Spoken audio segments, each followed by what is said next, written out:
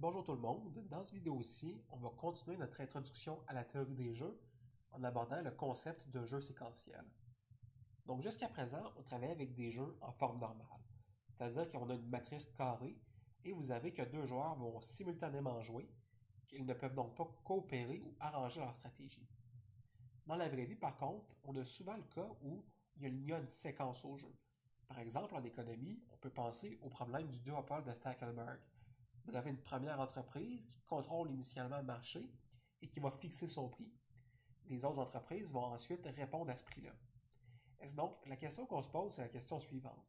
Est-ce qu'un jeu séquentiel peut changer notre notion d'équilibre de Nash?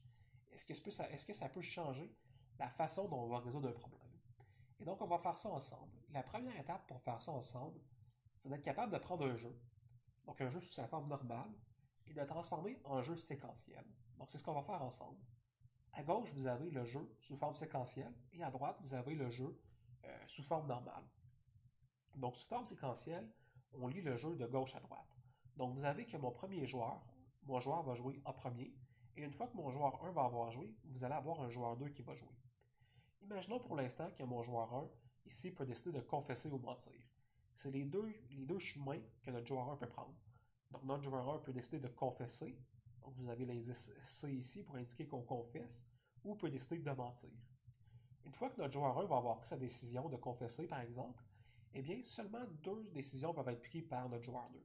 Confesser, auquel cas il a un paiement de moins 5 et le joueur 1 va avoir un paiement de moins 5, ou mentir, auquel cas le joueur 1 a un paiement de 0 et le joueur 2 un paiement de moins 10. Inversement, notre joueur 1 peut décider de mentir.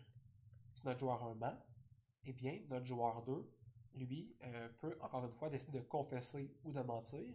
Et dépendant s'il confesse, son paiement va passer de moins 10, va passer à moins 10 pour le joueur 1 et 0 pour le joueur 2. Inversement, si notre joueur 2 décide de mentir, eh bien, vous allez avoir que le paiement va devenir de moins 2 pour le joueur 1 et de moins 2 pour le joueur 2. Et c'est comme ça qu'on lit un jeu de façon séquentielle. Et c'est comme ça qu'on le transforme. Dans les prochaines vidéos, on va être capable de voir comment est-ce qu'on fait pour résoudre un modèle qui est sous forme séquentielle.